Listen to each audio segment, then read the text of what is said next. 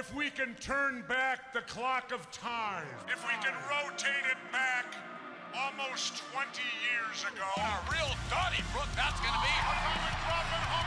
Nicely executed and down to the canvas. Here comes, all hell's going to break loose now. Anything goes here. Welcome to the 9th edition of the Atomic Dropcast, your weekly knee to the ass bone for your ear holes. I'm Brian, alongside my co-host Mikey. Hey everybody, thanks for joining us. What we're doing here is we're taking a look back at the wrestling from our childhood from a new perspective as adults. We're recapping the action. We're giving you another look at the wrestling and the angles of yesteryear. And this week it's Monday Night Raw number 199, and this is airing live March 3rd, 1997. We're coming live from Berlin, Germany. I'm not even going to try to pronounce the arena name, but the attendance is 6,373. I believe it's Deutschland Hall. Something like that. Later on in this awesome broadcast, Vince will call it Deutschland Hall. Holla, holla, holla. Brian, how you doing, buddy? Not too bad, man. How about yourself? Doing good. I'm feeling good. It's been a long day. I've had a few drinks. I'm ready to do this show and keep the good times rolling. We're coming off of some crazy shows recently. We're building to WrestleMania 13.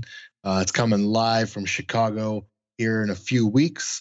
What we get in the beginning of our new show, Raw 199, is we see a video of the Berlin Wall. Not what I expected. Not at all. Berlin Wall's there. Vince is talking over the video, and they're talking about how Germany was divided, and they finally came back together when the wall came down in 1989, and blah, blah, blah, blah, blah. Long story short, it's the European Championship night. But what he failed to mention is the damn Baywatch guy sung for everyone as the wall crumbled. Hasselhoff? There you go, yes. Yeah. David Hasselhoff. Almost as big in Germany as Bret Hart. We'll find out later on in the show. Jesus. So anyway, guys, Raw is coming live from Germany, like we said, right off the rip. They announced the matches for the night. We see that the WWF European Championship Tournament finale will be decided as Owen Hart will take on Davey Boy Smith, the tag team champions going one-on-one for the vacant championship, the first championship in 20 years. 20 years, and they hammer that in. 20 years, motherfuckers. 20 years. They do not want you to forget that fact.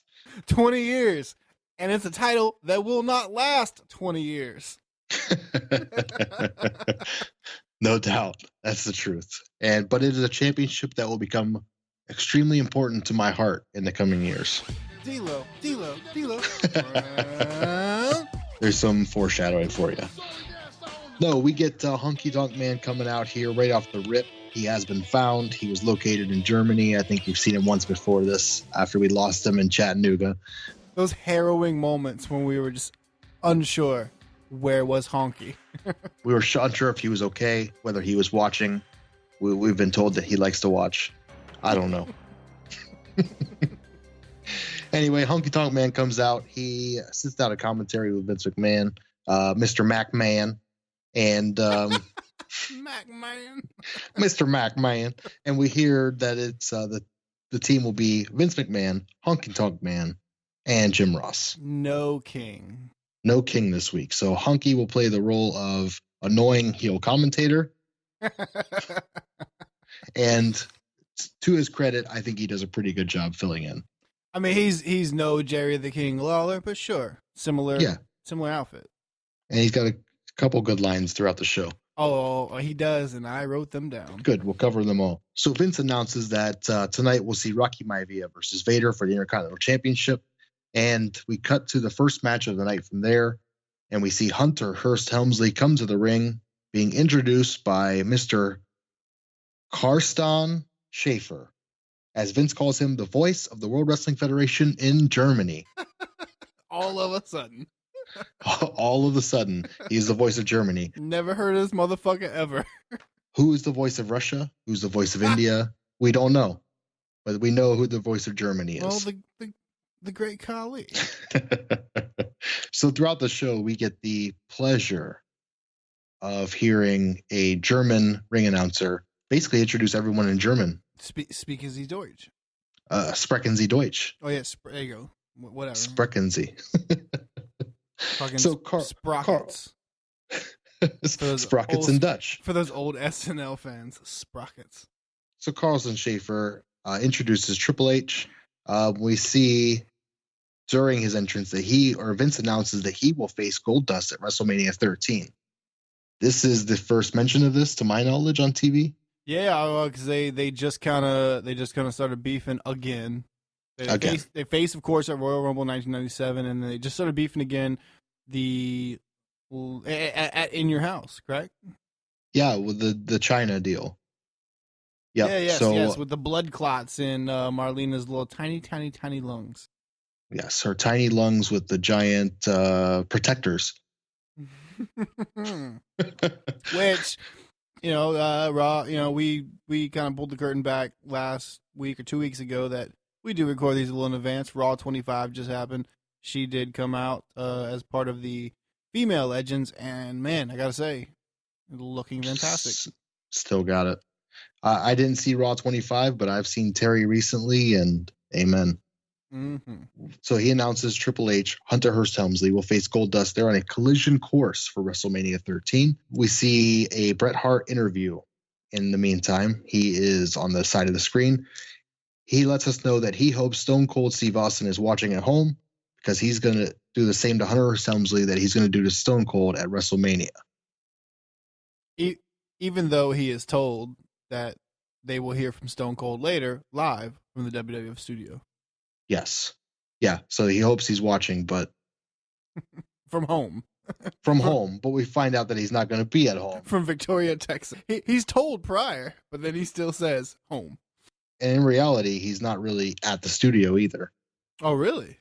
Not at this time. Oh, yeah. It's a pre-tape, I'm sure.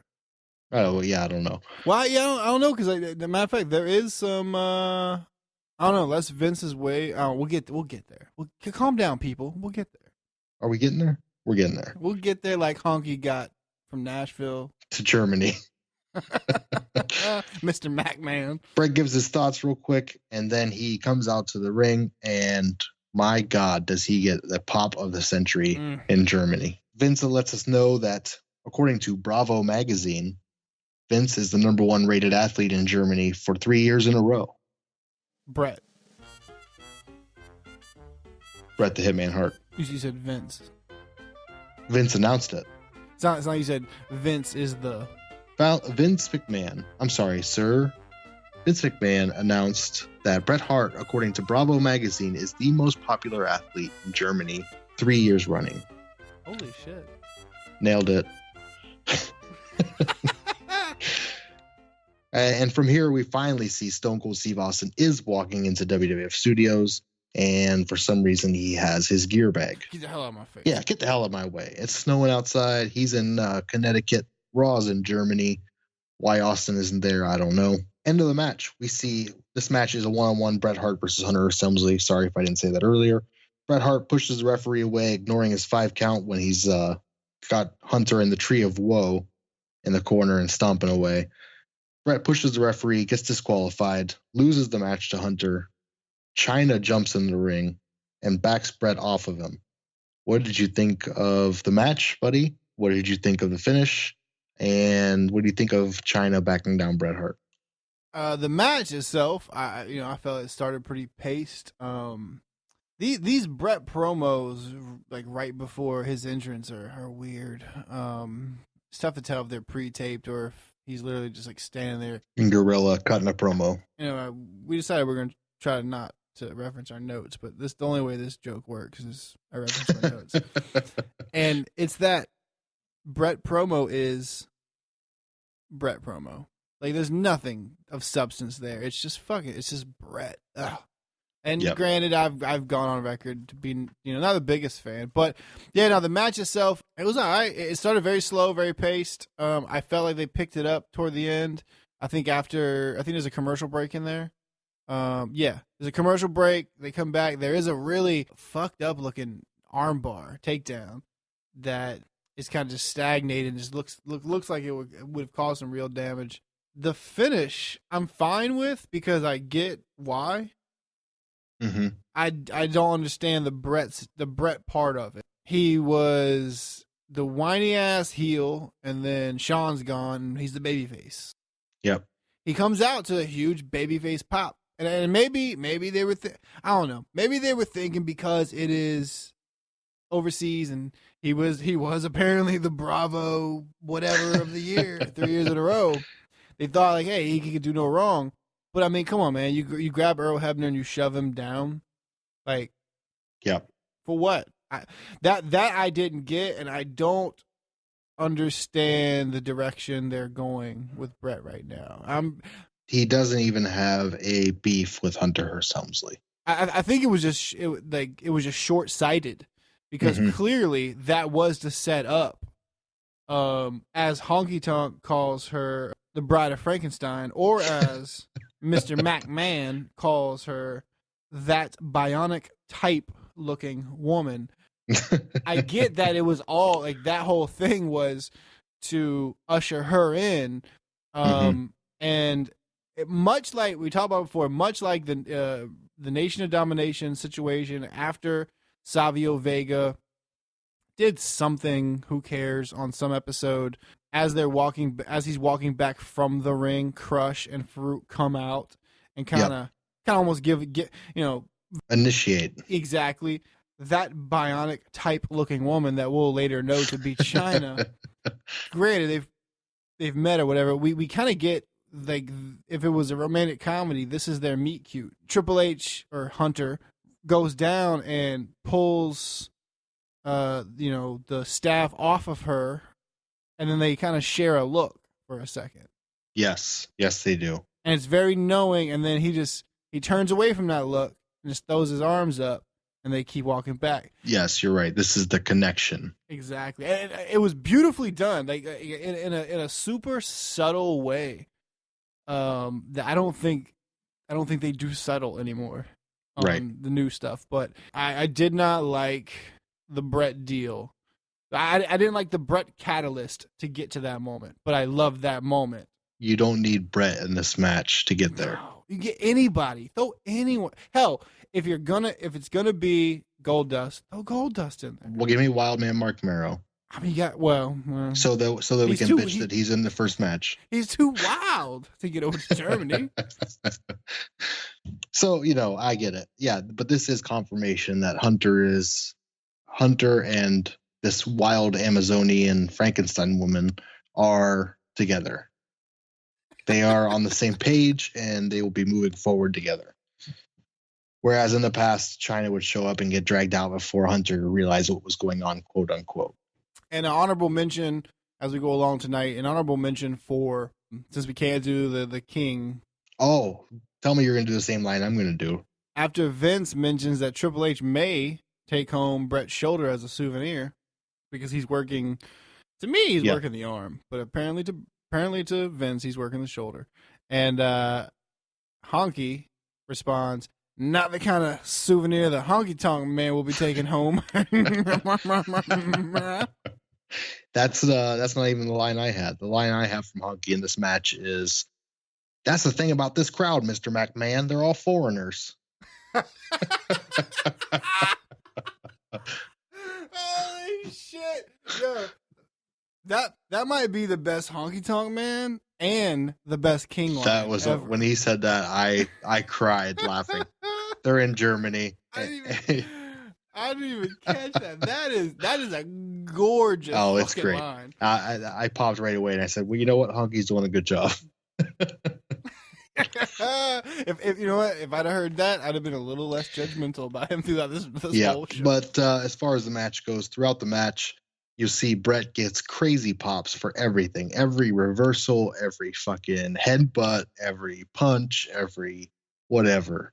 It's amazing how much this crowd loves Brett, which is, I mean, it adds to the show. It does, and I'll say this and also ask your opinion of it at the same time, because this will continue throughout the show for me. This crowd. Now, I'm not saying I'm not saying it's the Japanese Mhm. reserved, but this crowd is very reserved. It is. They're not up and wiling constantly, always, but when something happens, they don't just clap. They do cheer, but it's that thing happens, action, response. Okay, sit back down. It's very early 90s crowdish. Well, to me, I don't know. From what we've watched so far, I feel like they're again, if it's a sliding scale from Manhattan Center to whatever in Japan, we're definitely not all the way to Japan, but we're nowhere near Yeah. America.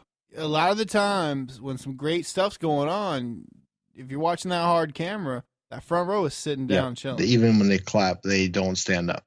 But yeah, but everything is it's peaks and valleys. Like Oh, for hardcore sure. in Yeah. this show. They I don't think they're the kind of crowd to chant things unless they are told to chant something. Yeah, we'll get there. Oh, we will certainly get there. The most labored chant in the history of pro wrestling. We do hear from JR that announces that we will hear from both Jerry the King Lawler and Paul Lee dangerously again tonight in reference to the ECW feud from last week. As far as the match overall, I can't say I enjoyed it. It goes about 18 minutes.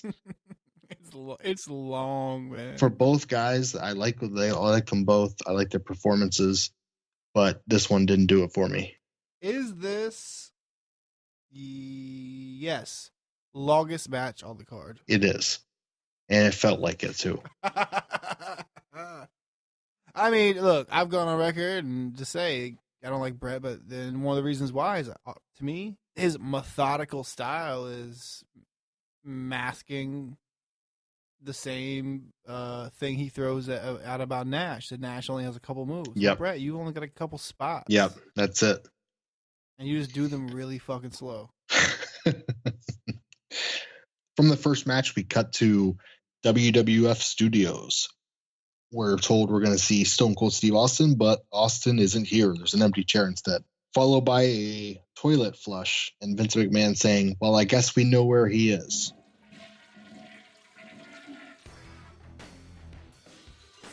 What did you think about the empty Austin taking a shit segment? So garbage. They sell it later as something different. Yeah. But yeah, no, at the time, yeah, that's all I thought. It's a fucking poop joke. Yeah. Like ha ha ha, he's pooping. Like, really? Which is a terrible Like, joke. It is. I mean, it's completely sophomoric humor, and granted, we're watching this, almost 20 years later, and we've got the whole plethora of shoot interviews and podcasts and this and that, and from everything I've listened to over the years, it seems like that anytime it's like super sophomoric humor, that's Vince. That's Vince. Just he likes he it. likes that. Yeah, that's his shit. Yeah. Literally. That's what it sounds like. But yeah, I don't know. It was kind of dumb, but I guess they're just trying to paint Austin as the anti-authority. Which is cool, but come on, man. Like, You can do better shit than this. From there, we cut to the Berlin landmarks again. We see more clips of the Berlin Wall, the gates, so on and so forth. And finally, that's just a prelude into more European Championship promotion. Vince goes over again the Owen Hart dumping Bulldog out of the Rumble. They show the clip. They show them fight back and forth at Final Four. And then they tell us once again they're going to fight one-on-one tonight. Owen Hart versus British Bulldog. Tournament final for the European Championship.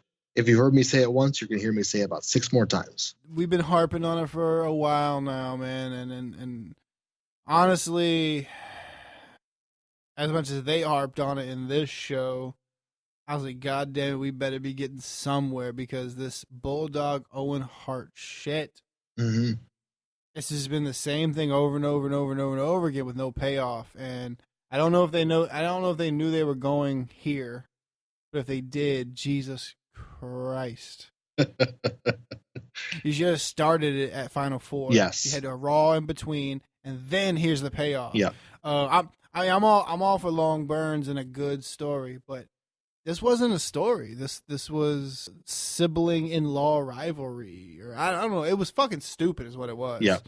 They hammered down on this because it does lead up to the main event, which I enjoyed. So I won't shit on it too much, but I will say, too little, too late. Yep. From that, we cut to the WWF Intercontinental title match. For the second match in a row, we are ending on a disqualification. In this one, Rocky knocks Vader out of the ring with a dropkick. Mankind shows up out of nowhere from the back, grabs the urn from Paul Bearer, and hits Rocky Maivia with it in full view of the referee. Rocky wins, retains his Intercontinental title. What do you think of the match? What do you think of the finish, bud? The match had some decent spots. It also felt like it had a lot of missteps. Yep. Most of which I feel were on Vader. Maybe not, but just from what I saw. The finish, however, I don't get. It feels like a house show finish. Yep. We talked about this, I believe, on last episode that we were attempting not to go and look at what was coming up. But this made me go look. I was like, all right, next show. Is this the Paul Bearer managerial empire imploding? Is it Vader versus Mankind? It's not. No. So no. What the fuck was the purpose of this? Other than a lazy finish. They actually announced during the match that that Mankind and Vader will be tag teaming at WrestleMania. Oh yeah. I saw. I didn't catch that in commentary, but when I went and looked, I did. Yeah. So they mentioned after Mankind cost them the match that they will be tag teaming next week, or not next week. I apologize. At WrestleMania 13. So I'm expecting that will be where one turns on the other, or vice versa. Maybe I'm just too bitter and too crass of a person, but if you come and fuck up my title shot, I'm fucking you up right then.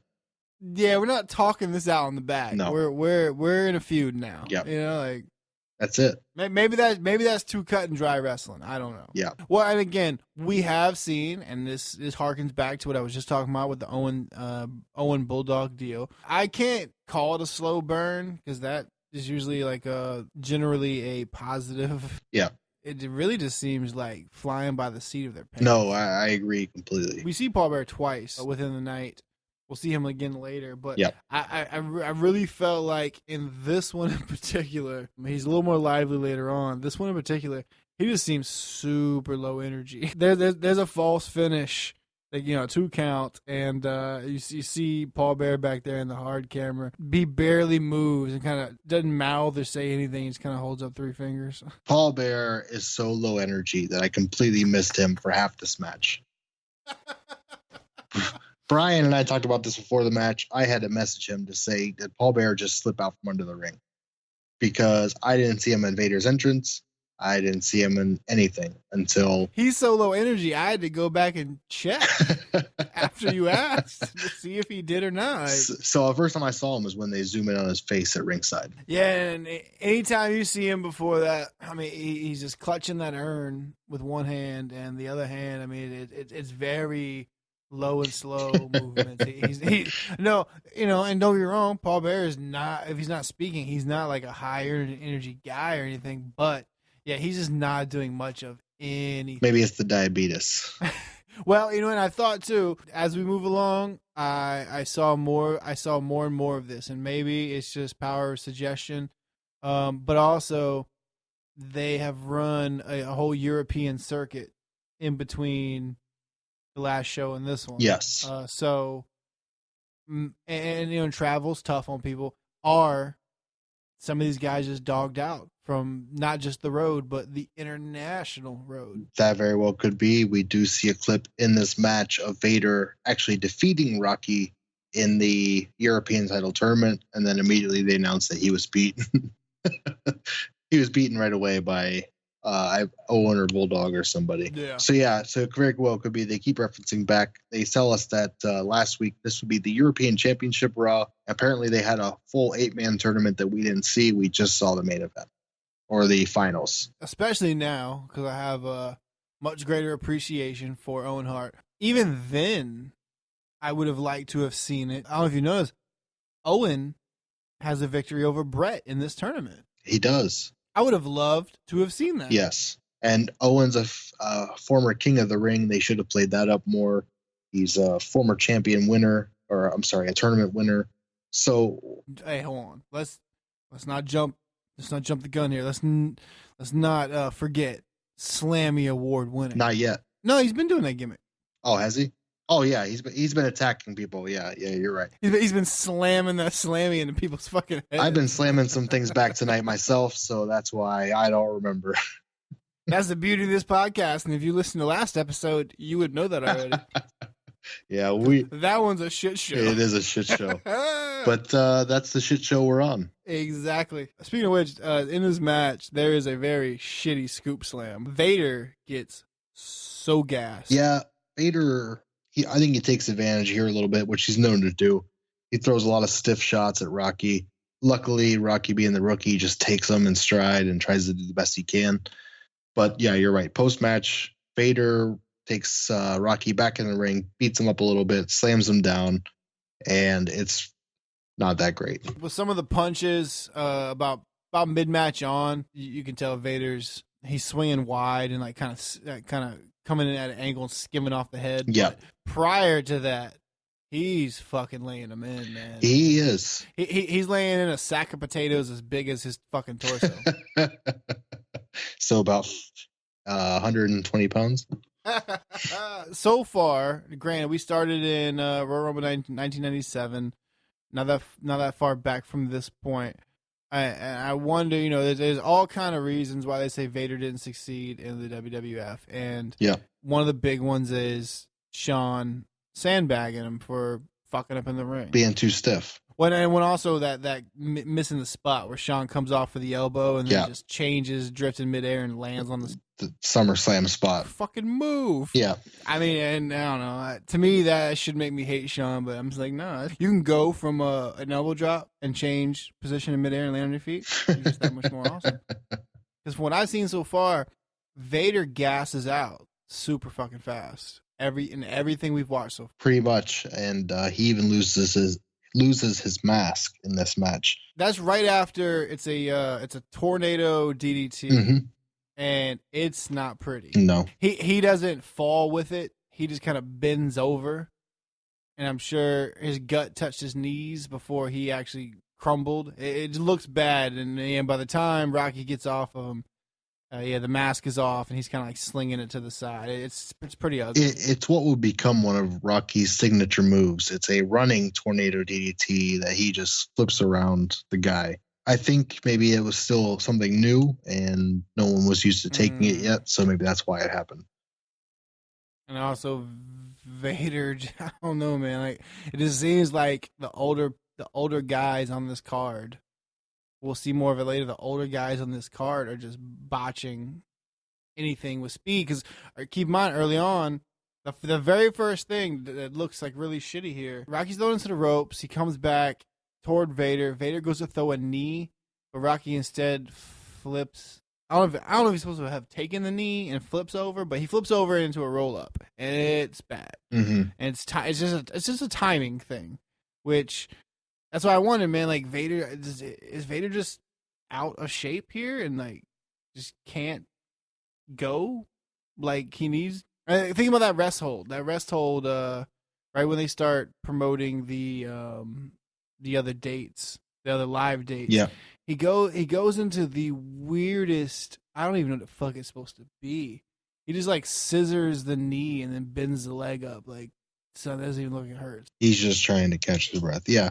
He's clearly not as He's not Big Van Vader anymore. No, and he's not as in shape as Rocky Maivia. He's got the breath of Darth Vader. From there, we cut to 2 weeks ago when Lawler challenges ECW to show up on Raw, and then they show the subsequent week on Raw where Paulie and the Eliminators show up, and then they show clips from every single match that was ECW. Yeah, ridiculousness. They blur out every weapon strike that's not a steel chair.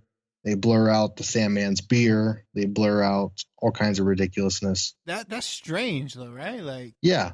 I don't know if it's a German thing Or I wondered that too, but I mean, shouldn't we be watching the American broadcast? we're watching whatever's on USA Network. So, yeah, it confused me too. Maybe they're just trying to make it seem more extreme than it was. Maybe it was. And the one I could see that for was the Dreamer hitting Devon with a cane, because that's Yeah. Well, to be fair, Tommy Dreamer looks pretty dumb in all of this. And even at the end, when Sandman comes out, takes the beating from the Dudley Boys, comes back, eliminates them both, or throws them both out of the ring himself, and then Tommy Dreamer stands up and just poses with him for no reason whatsoever. He's extreme. Yeah. He's extreme. He just steals his fucking thunder, which is what Tommy Dreamer's done his whole fucking career, is steal someone else's thunder. So that's my feeling on that. No professional wrestler from prime to retirement age has managed to stay quite as tubby as Tommy Dreamer. There's a reason he wears sweatpants and a t-shirt. I'll give him this. In those early days, he took some crazy bumps, like multiple table bumps. But other than that, meh, I never gave a shit about him. The Raven, him and the Raven feud was cool. Yeah, because Raven. Yeah, and Tommy Dreamer was in good shape long ago when he was early in ECW. I don't know what happened after that. Well, when he had the suspenders. Yeah. Well, hey, that's the thing though. Raven was in great shape back when he was Scotty the Body. Yep. And then he slimmed down for the grunge deal, and Johnny Polo, then the grunge deal, and then he was still in good shape. fucking happened to Tommy Dreamer. Yeah, I don't know. Raven even covered it up, and he was still in that good shape.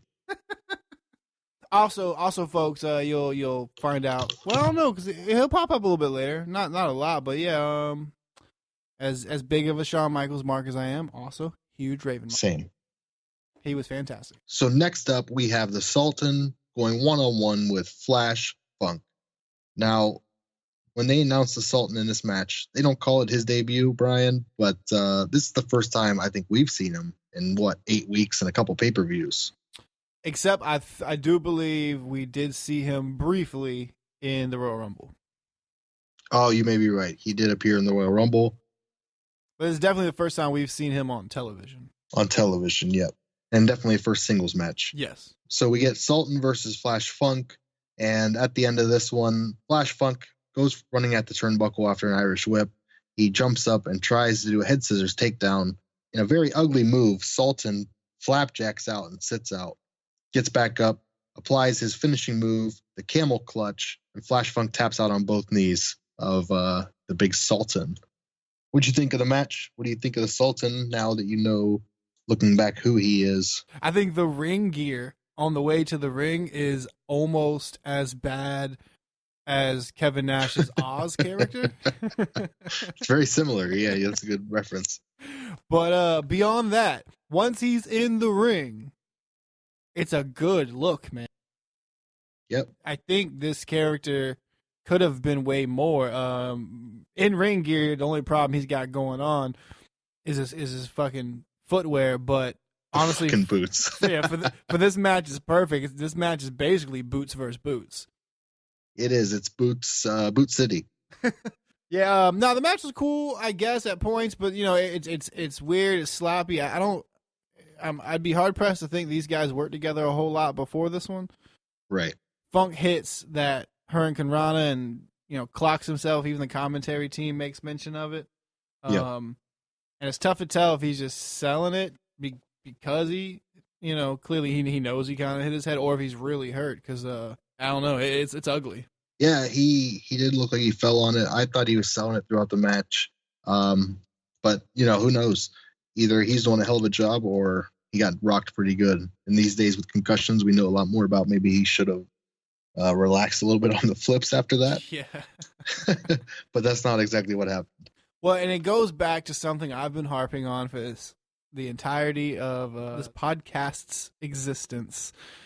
Man, if you're over like 240, I don't care if you can fly through the air, chill with the Hurricane Ranas, man. Like, yeah, that is a short, light man's game. Yeah, it's a short drop, and you got to get over pretty quick. And if the taller you are, the bigger you are, the harder it's going to be for you to go over without gravity taking effect. and someone as like stout and stiff as the Sultan. Come on, man. who we know to be Rikishi later on. You know what? Oh man, this is breaking right here. This is like, so.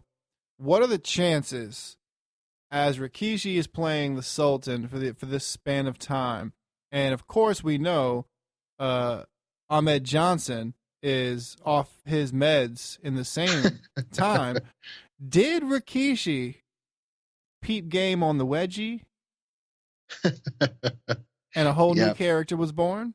That's it. He saw the success Ahmed was getting. He took the mask off. He pulled his tights up his ass, and he got to work. And it's on. It's on. Rikishi was born. And he kind of brought his own PG-13 along with him in Too Cool and whatever. And Scotty and Grandmaster Sexay. Throughout this match, it was like Brian said, it was a decent match. I enjoyed it a little bit. Flash has some cool high spots. The Sultan, being the first time we see him, it's kind of cool that for being such a big guy, we always know that he is agile. So at mid-match, we get a call in from Jerry Lawler, who's on the phone. He's bashing ECW, says that last week when they were on was the lowest point in Raw history, and it's pretty comical that he's ripping into him. WWF needs ECW like Michael Jordan needs Head and Shoulders. That's another Jerry Lawler line of the night. He's not even there. But hey, he's only got two. The other one's he's talking to Vince. Well, as soon as they pick up the call or whatever. I can't believe you accepted the collect call. You're so cheap, you wouldn't tip a canoe. Oh man, Jerry's always on his point. Jerry Lawler needs a Vincent or Virgil-like character just following him around at all time.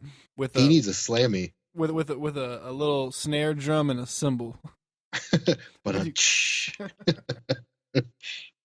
so in response, later on in the match, we get a call from, hey, guess who? Paul E. Dangerously. Paul E. Dangerously. Sir. So Paul calls in and he disputes everything Jerry Lawler says. He says, Mr. McMahon, we appreciate the opportunity to be on your show. And I know that you appreciate the opportunity to have us on your show. Yeah. And he pushes ECW's pay-per-view again. He says, don't forget, Vince, April 13, 1997. Our pay-per-view will be live. Yeah, no. And Vince's like, yeah, I got it. Yep, we got it. Yep, thanks. They can't decide his name in this, though, because they on screen it says on the phone Paul E, and then they intro him as Paul E. Dangerously, and then seconds into the phone call, I believe it's JR, calls him Paul Heyman. Yeah, and they called him Paul E. Dangerously Heyman last week. They just can't make up their mind. So they can't at all. So basically what happens is Jerry Lawler invites him back to Raw, and Paul E. Dangerously says, well, we might accept. We might be in this place or we might be in that place. Like what? That's right. If you come to Philadelphia, we may be there. If you come to New Jersey, we may be there too.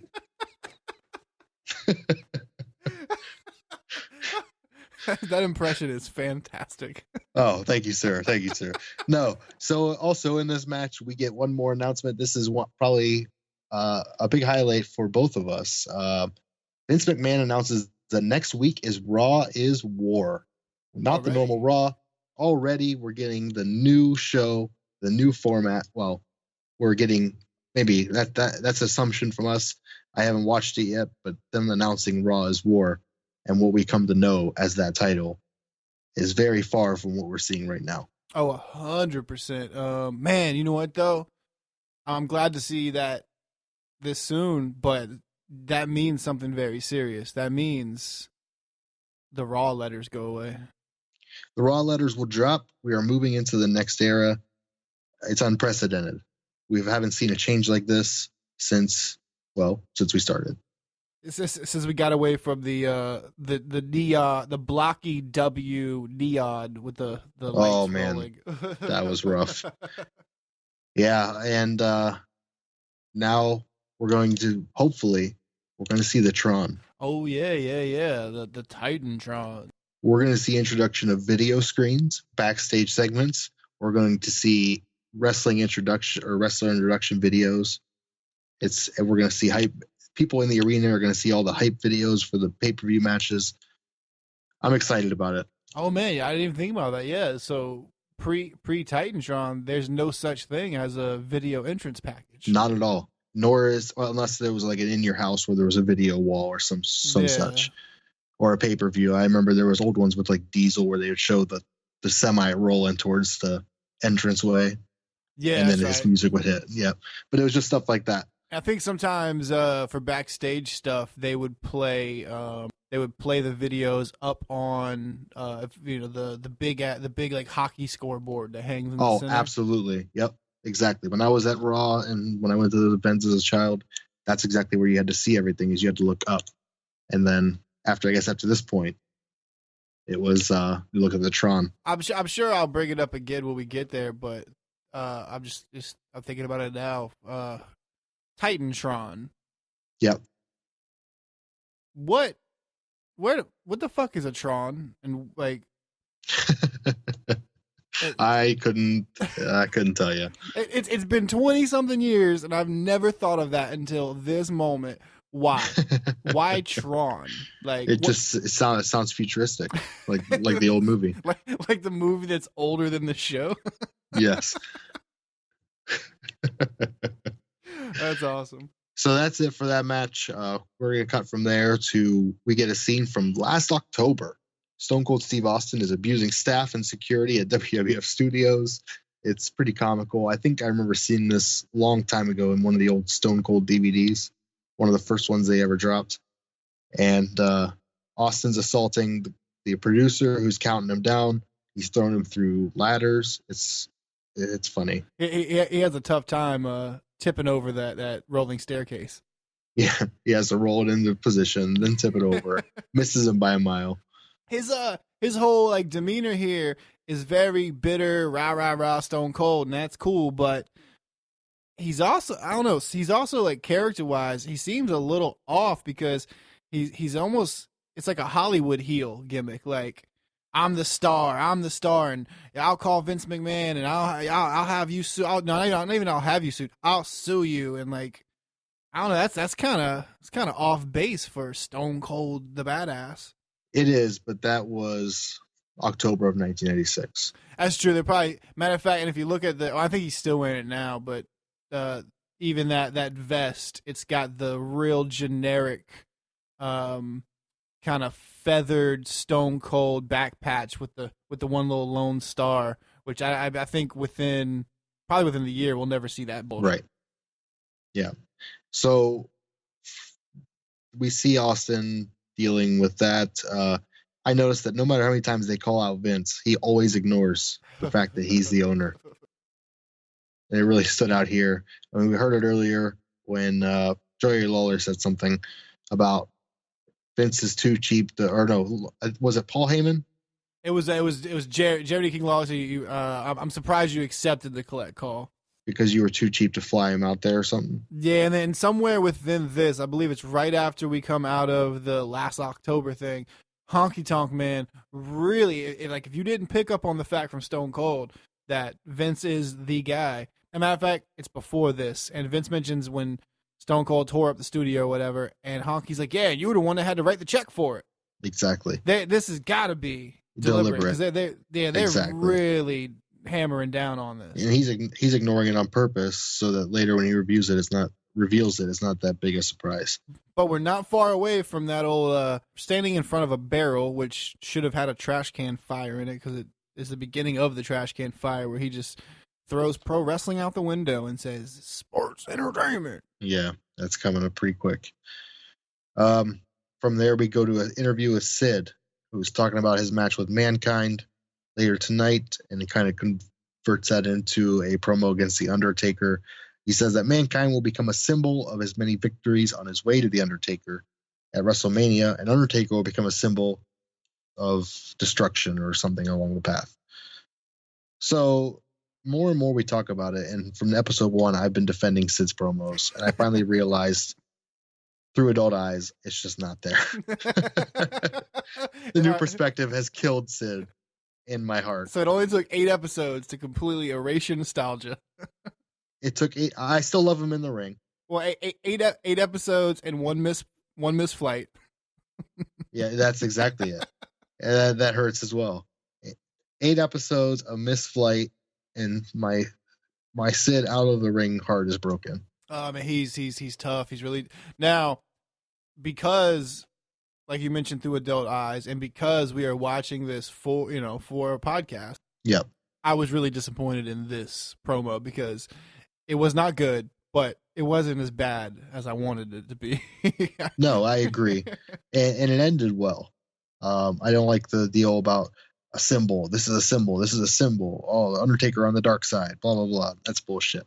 But then when he just goes into his master ruler of the world part, he says it with so much conviction that that's the part you believe. The rest of it's bullshit. Even with the fact that that's hacky as shit. Like I'm the man, the master. So, and you know what? At least he like.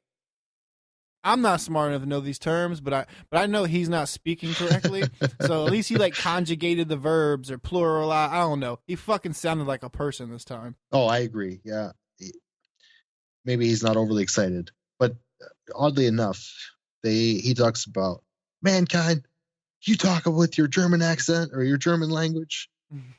And then they show it later that Mankind cut his entire promo in German. Yeah.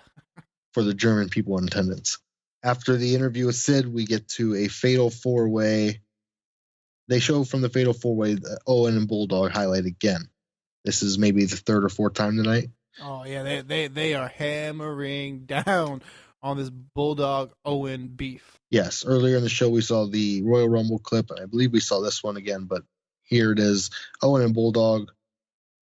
Owen is arguing with Bulldog during their match with Philip LaFawn and Doug Furnas, which we covered at the Fatal 4-Way pay-per-view. La Furnas. And Bulldog pushes Owen, and Owen slaps him in the face. And then Bulldog runs off the ropes, clotheslines him, knocks him down. So that's the big beef, and they are also meeting in the European Championship match tonight at the end of the tournament. So they're hammering it away for the 13th time for the German crowd. And it's not over. We're going to get one more. Oh, I'm sure we will. And that of course, the highlight of the night. It certainly does. This may not be Raw is War yet. No. But it is Raw is Ahmed. Ahmed is back, folks. Oh, man. So bad. He's announced in German. He comes out to the ring. The German announcer spiels off about 15 minutes of German language before finally converting it into English. And says, which is like 6 words when he says it in English. After his 15 minutes of German, he says, and quote, Ahmed Johnson, Farouk challenged you. What is your answer?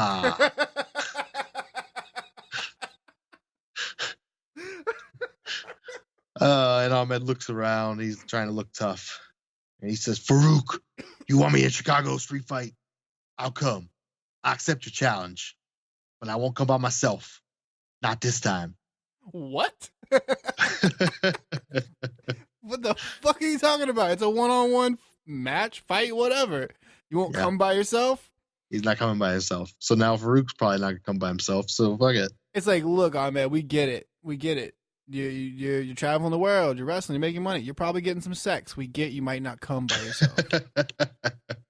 That's the only thing I can think you're fucking talking about, you fucking maniac. He's definitely got to have the wedgie in first. It's one of his triggers. Oh man, his milkshake brings all the girls to the yard.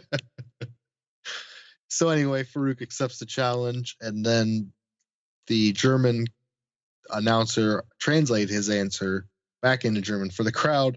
Then they pop. Which I couldn't believe they did. Like, yeah. And then Ahmed quickly gets a chant going. Brian, you want to cover the chant? Oh man, it might be one that's near and dear to our hearts. Oh, it might be one of the best chants ever. Hold on. You're going down. You're going down. You're going down. And the German people, surprisingly enough, can say this in English. Oh, they run right fucking with it. They are into Ahmed all day. So that's the end of that one. It was comical. I actually enjoyed it. It's probably my first Ahmed segment that I actually enjoyed that much. It's to the point the worst shit is becoming the best. The best shit. Yeah. As we keep going, I just see when we talk about it on our show and then we go back and watch it, I'm just telling the jokes over again in my head as I'm watching it. Exactly. So I'm waiting for Ahmed's tights to go up his ass as we talk. Wedgie Watch 2018. Oh man, from there we get to another WrestleMania promo. They announced here that we're going to see Sid versus The Undertaker for the WWF Championship. They will see Farouk versus Ahmed Johnson, the Chicago Street Fight, and we will see Bret Hart versus Stone Cold Steve Austin in an I Quit match, which they also call a submission match over and over. Now, we all know as time moves on throughout the years, like WWF, they've always stayed kind of on the cutting edge of technology and this and that when they can.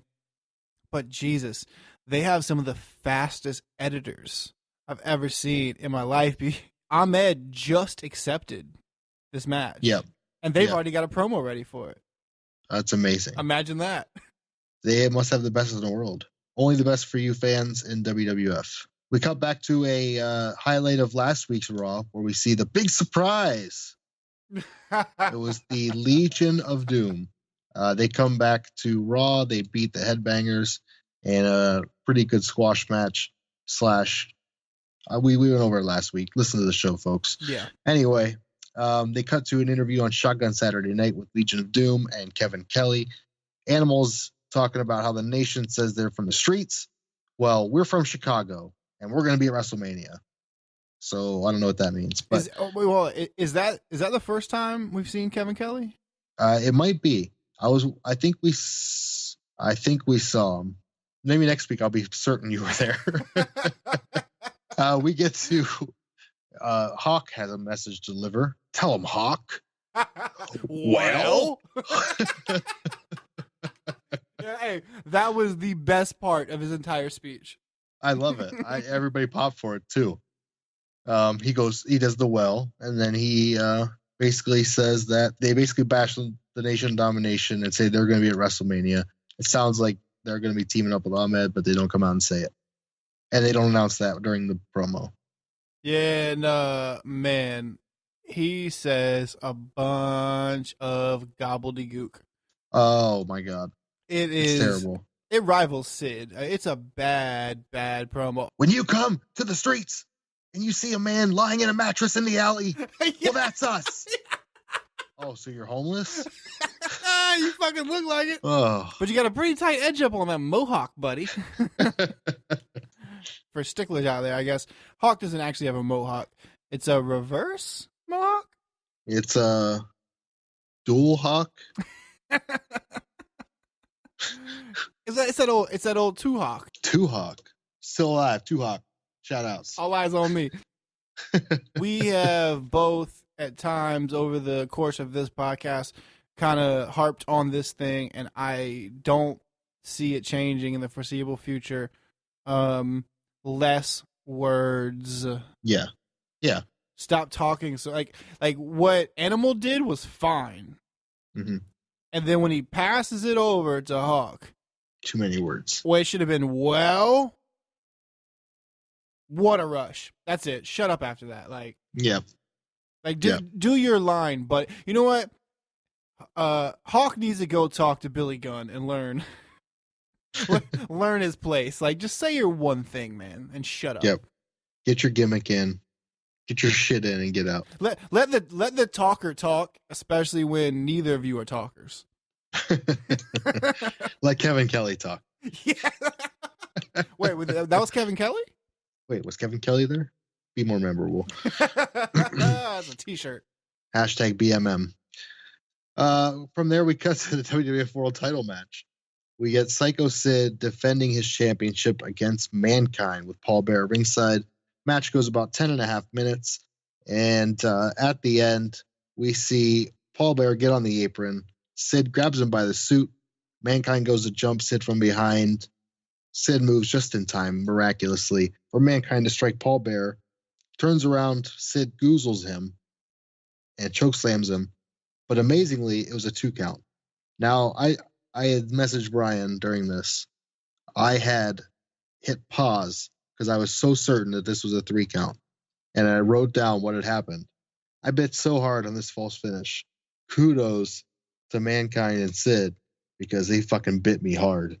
I honestly, I felt like I had to look back up. I didn't pause it, but I had to look back up because I went to write down how lazy and shitty of a chokeslam it looked like to me. Well, fuck you. But be honest, I thought it was probably the finish as well. And as I looked back up, I saw the power bomb, and then I did not erase the fact that it was a lazy chokeslam. But I did have to make up for it. Be like, holy shit, a hell of a power bomb. Mankind ends up getting up from the chokeslam after a kick out of 2. He reverses a move on the way up and takes advantage of Sid, gets a couple punches in, shoots him off the ropes, drops for a back body drop.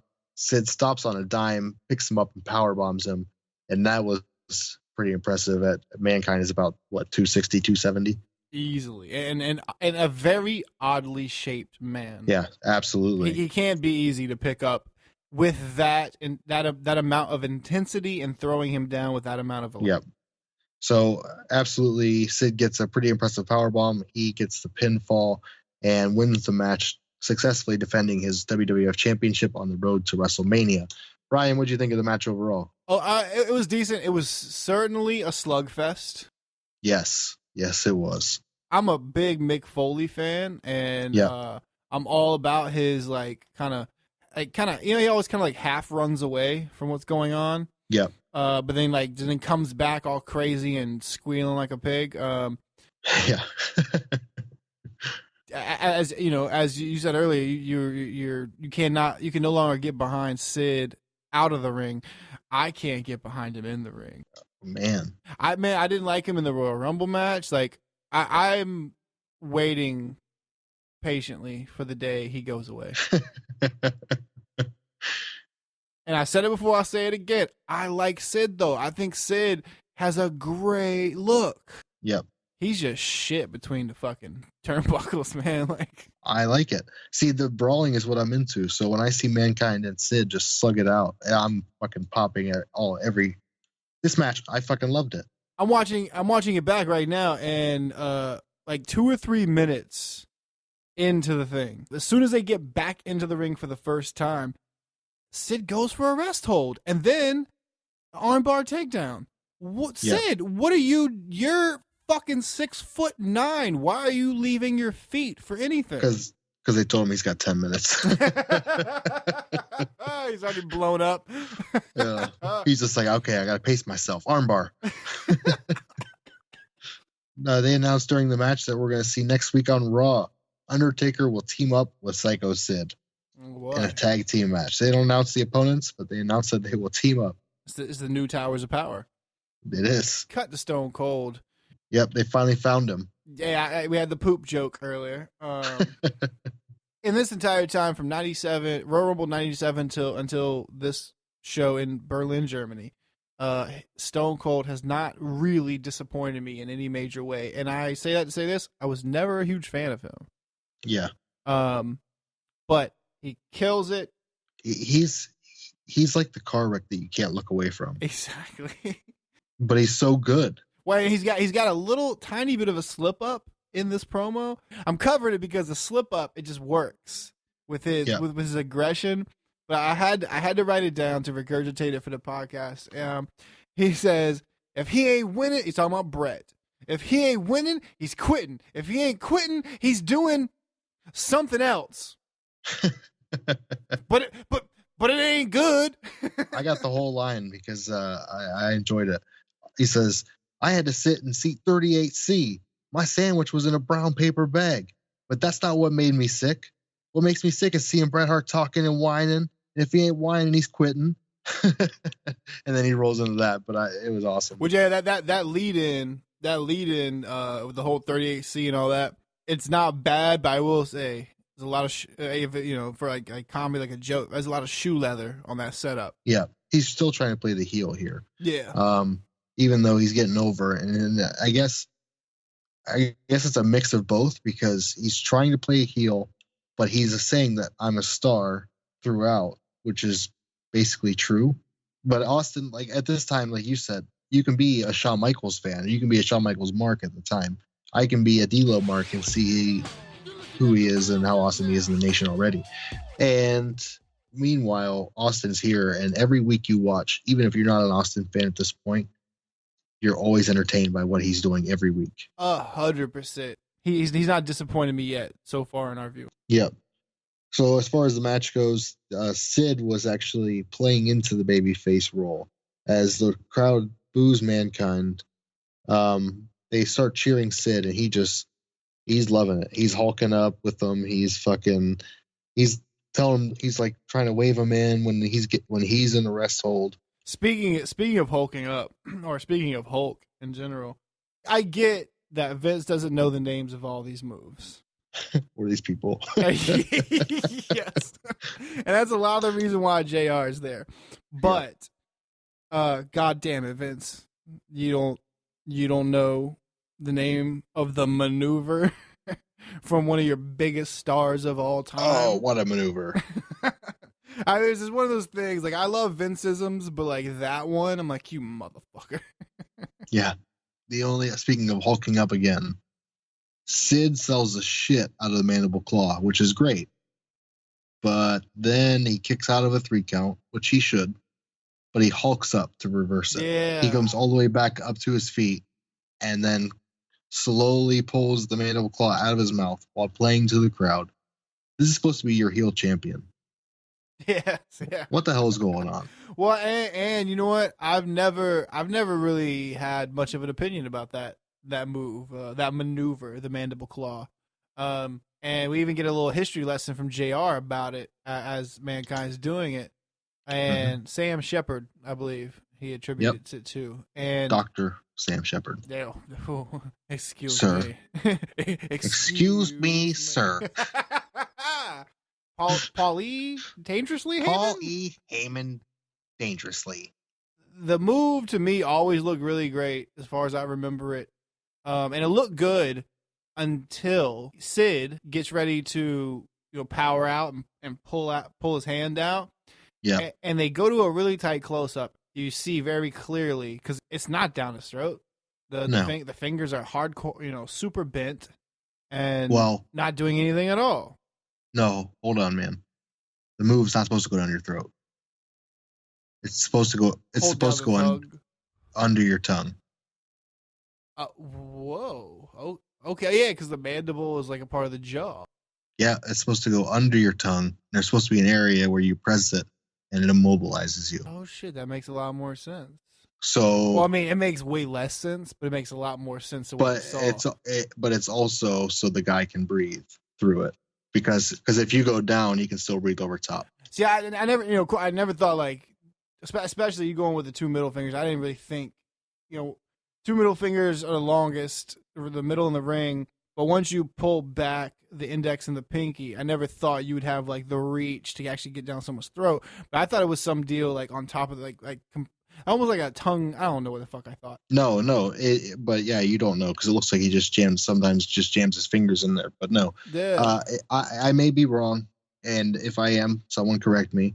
But if you read Mankind's book, the first one, which I've read many times, he basically goes over the move and talks about how Dr. Jerry Graham used to use it back in the 60s or 50s or whatever, and that it's supposed to immobilize you by going under the tongue into a pressure point. As far as the match overall, I enjoyed it. I like the brawling, so Mankind comes off as natural here. He's gold, I think. His punches and his strikes, they're not clean, but they shouldn't be. It's like if a crazy person was hitting you, they wouldn't box you. Yeah. From there, we cut to the clip of Shotgun Saturday Night, where we see the British Bulldog is going one-on-one with Crush. What an exciting matchup that must have been. Bulldog ends up clotheslining a random Nation member off of the apron before Savio trips him up under the bottom rope. And then when Crush goes to pin him, Savio holds a foot down in clear view of Clarence Mason. Bulldog gets on the microphone after the match, calls Clarence Mason back to the ring, who is leaving with the Nation, and asks him, whose side are you on? And he also asked Owen, whose side are you on? Bulldog fires Clarence Mason on the spot from his management, and the crowd explodes. Which, Jesus, they must have been watching the same thing we've been watching, because that is long. Please, people, go back and listen to the episodes. It's long overdue. I've been asking for weeks now. We've been asking for weeks now. What is the point of this? We even pointed out that when they come out with the Nation, Clarence is with the Nation. When it's, the Bulldog and Owen are not facing the Nation, not a problem. He's out there with them. Yeah. This was great. I wish it would have happened on Raw rather than Shotgun Saturday Night, because as of right now, without like a deep dive on the old interwebs and fucking with the hacky Daily Motion, we can't really see these episodes. So to me, I know at the time they were having to push Shotgun Saturday Night, but if you look at the ring, full fucking well this was filmed at a Raw taping. So yeah.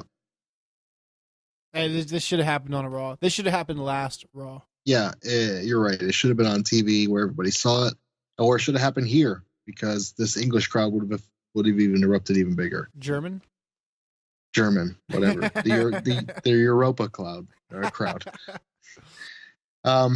So from there we cut to Austin back in the chair, and quickly right before commercial, and Vince mentions La Femme Nikita.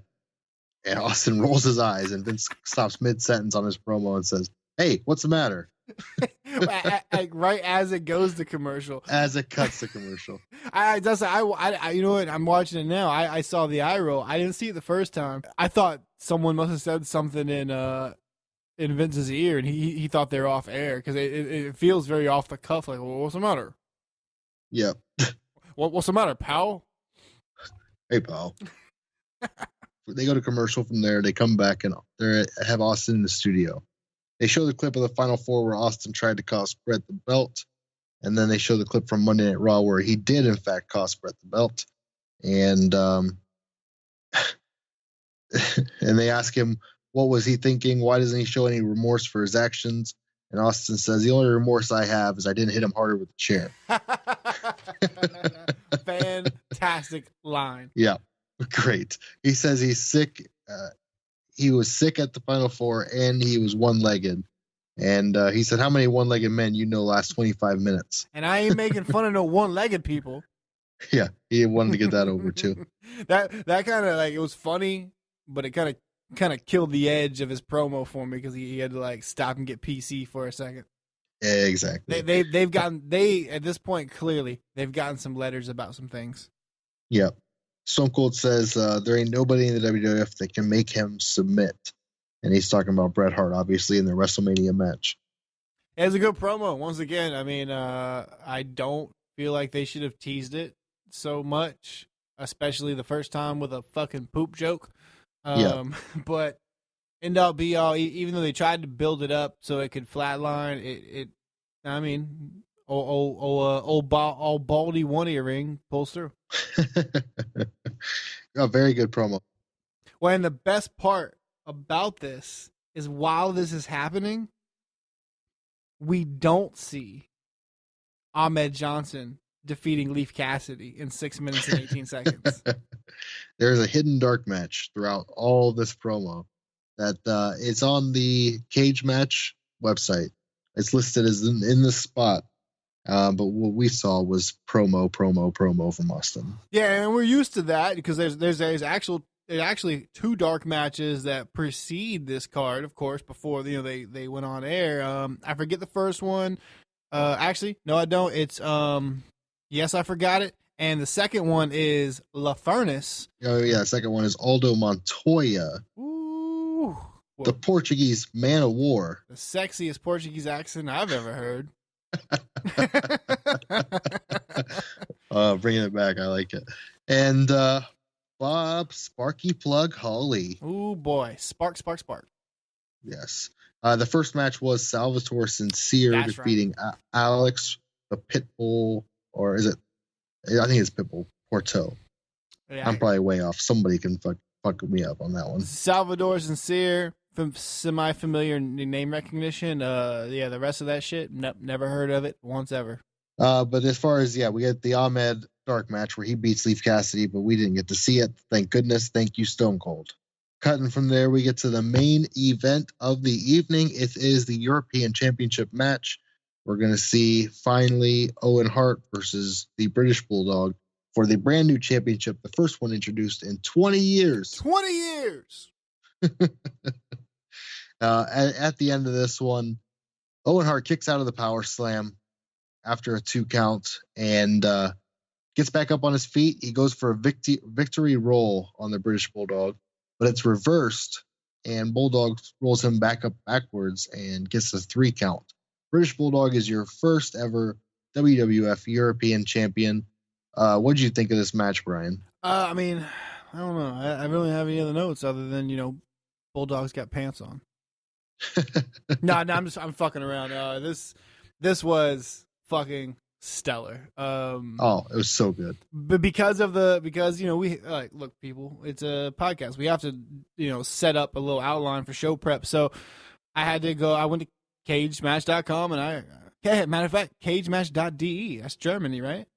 It is. Full circle. So I went and grabbed that and copy and pasted. So I saw there, because they put it in there, that it's a Dave Meltzer 5-star must watch or some shit. A 4.5. Oh, 4. Okay. So and like a 9.11 with the cage match contingent. So off top, I was like, "Fuck this match." So I don't give a fuck if what Dave Meltzer likes it, I'm not gonna like it. Yeah, right. Yeah.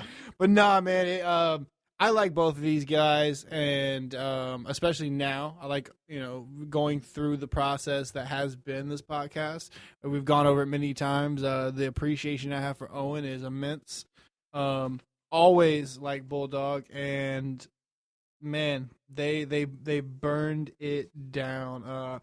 There's so much symmetry in this match. Not only symmetry within the match, but symmetry within things that we've had to suffer through multiple times over the past couple weeks, which I'll kind of almost erase all that, except I think they thought we were really dumb back then, and maybe we were. I don't know. We might be dumber now, but yeah, no, just man, it's so great. The chain wrestling, fucking watch it. That's all. Like, that's my biggest thing I got to get out to the people who are listening to this podcast. Watch this match. Yeah, like, fuck this whole card. Go watch this match. Oh man, this one to me was amazing. Front to back, they told a great story with Bulldog throwing Owen out and then holding the rope so he can get back in the ring. And then later in the match, Owen does the same thing, and the crowd eats it up. And Owen cuts the fucking Bulldog flip. Yes, he does. He does the exact same deal. Oh man, he's such a fucking prick. I love it. Owen is 10 stars in this match. Bulldog is on his shit. I don't think either of them had any major faults in this match at all. Any messes up, any flops, anything. In a rest hold, you get a quick shot of Bulldog's teeth. They look a little bloody. You see him sticking his finger in there. He's like checking for where the bleeding is. So he must have got a tooth, maybe not out, but a little knock loose. But no missteps. Just like, but clearly he got rocked. Like he got the little tooth loosenage. That's not a word. Well, they wanted to look good for he's going to win a championship. These guys are best friends. They were family in real life. They want to give each other their all, and to make this. I mean, they're in the main event with what will eventually become the third title. They were so fantastic, guys. Watch this match. 100% watch this match. I will say though, there is one tiny almost misstep. The drop from the electric chair is a little wonky. Oh, okay. But like the only reason I even felt like writing it down was just the fact that everything else was so fucking flawless. It's not bad. You know what I mean? Like the fall just doesn't look great. I've got it here that Owen tweaks his knee and begs off, similar to what he did in previous weeks. And then when Bulldog comes to attack him, he turns around and drops him. But when he does that, the crowd boos Owen. Why is it a heel move for a guy who is going to attack you when you're hurt for you to defend yourself? That one kind of. I mean, I get you like the guy, but is it really dirty to pretend you're hurt and then attack the guy trying to attack you while you're hurt? Well, I mean, you know, Germans. They've gone through some shit. They're the natural heel. There's a lady in this match who's actually patting Bulldog on the leg when he goes outside the ring. Like, you got this, Bulldog. One of my favorite things, and it kind of actually works out great and goes in handy with this episode of the podcast, because earlier tonight you laid down a fantastic Paul Heyman impression, and the Honky Tonk Man lays down an incredible Stu Hart impression in this match. looks like Owen's taking liberties with old Davey Boy. And then fucking Vince calls it out. Vince, oh, I see the lady. I'm watching it. I see the lady patting his fucking ankle. Yeah. Yeah. Vince calls it out that it's a Stu Hart impression. It was pretty clear. Yeah. But for like that, like the average fan, maybe not. But yeah, no, I died laughing at that shit. Yeah. So overall, I love this fucking match. It was the best part of the show. Obviously, my favorite match of the night. Yeah, fuck this whole show. Show me just this match. I don't give a shit about anything else that happened. This match was great. Absolutely. So I guess that's our recap of Raw. I hope you guys enjoyed the show. Before we go, we got to give our ratings of what we thought of the show overall. We've been doing that a little bit here and there in the last few episodes. So, Brian, I'm going to give the show 1 out of 5 Auf Wiedersehens. Because other than this one match, I like you said, I didn't enjoy much about it. I enjoyed Mankind and Sid, but not enough to recover from the Ahmed Johnson guy speaking 15 minutes in German and then 6 words of English.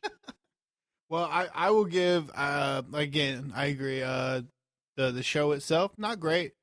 We have to give it a little something though, because the main event was stellar, and we did not have to watch Ahmed wrestle. And for a little bit of novelty, here in Berlin, Germany, it'll be the only place you're ever going to see the European title get booked over the world title. That's the truth. Well, having said all that, I'm going to jump way back to some shit that don't matter. And I'm going to give this 3.5 boots out of boots. Because boots on boots on boots on boots. Because that's all I can remember about this shit. Matter of fact, and even in the main event, let's be honest, when it comes to silly boots, even in pants, Bulldog's got some silly boot accessories. The tassels. Well, that's it for our show here today. Thanks for joining us, everybody. Check us out at theatomicdropcast.com. All the ways to listen are on the website. You can't go wrong by checking us out there first. We're also on Facebook, Instagram, Twitter. Just search Atomic Dropcast. You'll find us fucking everywhere. Thanks for joining us, everybody. For Brian, I'm Mikey. And as usual, drop some knees on some asses.